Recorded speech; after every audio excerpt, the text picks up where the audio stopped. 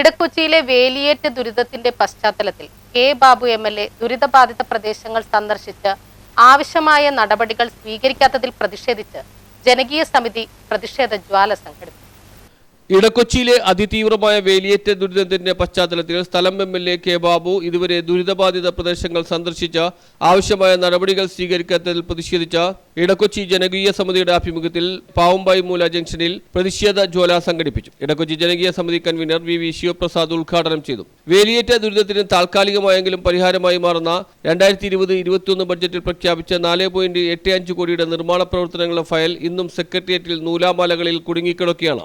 ഇതിന് പരിഹാരമുണ്ടാവുന്ന വിധത്തിലുള്ള പ്രവർത്തനങ്ങൾ MLA സ്വീകരിക്കണമെന്ന് യോഗത്തിൽ അധ്യക്ഷത വഹിച്ച ചെയർമാൻ മാനുവൽ നിക്സൺ ആവശ്യപ്പെട്ടു. മഴയെ അവഗണിച്ചും വൻ ജനാവലി പ്രതിഷേധ ജ്വാലയിൽ പങ്കെടുക്കുവാനായി എത്തിച്ചേർന്നു. മാതൃകാ റെസിഡൻസ് അസോസിയേഷൻ സെക്രട്ടറി പ്രതാപൻ, വേലിയേറ്റത്തിന്റെ തീവ്രതയിൽ എല്ലാം നഷ്ടപ്പെട്ടവരുടെ പ്രതിനിധിയായി മാലതി, സുഭാഷിണി തുടങ്ങിയവരും, ഇടക്കൊച്ചി ജനകീയ സമിതി vice chairman Shainy Jubin, joint കൺവീനർമാരായ CK പ്രദീപ്, അനീഷ് PA തുടങ്ങിയവരും സംസാരിച്ചു. കൺവീനർ ലിജോഷ് കൃതജ്ഞത രേഖപ്പെടുത്തി. വളരെ അടിയന്തര പ്രാധാന്യമുള്ള ഒരു വിഷയത്തിൽ ഇടപെട്ടുകൊണ്ട് ശക്തമായ രീതിയിലുള്ള പല സമരമുറകളും ഇവിടെ നടത്താൻ ഇതിൻ്റെ കാരണക്കാർ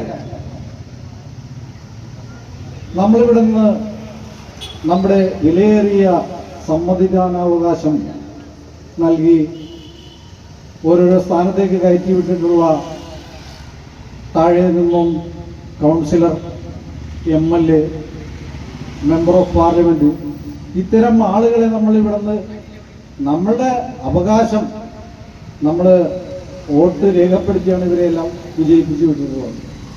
ഇവരെല്ലാം ആ വിജയിച്ചു വരുന്നതിന് ശേഷം ഇവരൊരു സത്യപ്രതിജ്ഞ ചെയ്യുന്നുണ്ട്. ഈ രാജ്യത്തെ ജനങ്ങളുടെ സ്വത്തിനും ജീവനും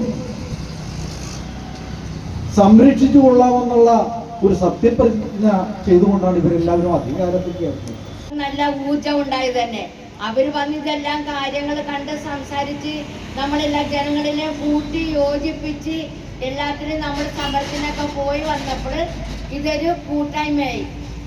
അത് പിന്നെ കൂടാതെ ഞങ്ങളുടെ വെള്ളത്തിന്റെ പ്രശ്നം ഉപ്പ് വെള്ളമാണ്. ഒരു വെള്ളം വെച്ചാൽ ഞങ്ങൾക്ക് 12 മണിയാകുമ്പോൾ വെള്ളം നിൽക്കും. കാലത്ത് 12 മണിയാകുമ്പോൾ വെള്ളം നിന്നാൽ പിന്നെ വൈകുന്നേരമാണ് വന്നത്. ഇതിൽ ആരും സഹകരിക്കുക ഒന്നും ചെയ്യണേ. എന്താണ് അവിടെയുള്ള ജനങ്ങള് എന്ത് ചെയ്യണോ? മരിച്ചിട്ടുണ്ടോ? ജീവിച്ചിട്ടുണ്ടോ? ജോലിയുണ്ടോ? ആഹാരം കഴിക്കുന്നുണ്ടോ? ഒന്നും നമ്മുടെ പ്രദേശത്ത് വന്നിട്ട് ആരും അന്വേഷിക്കല തിരക്കണില്ല.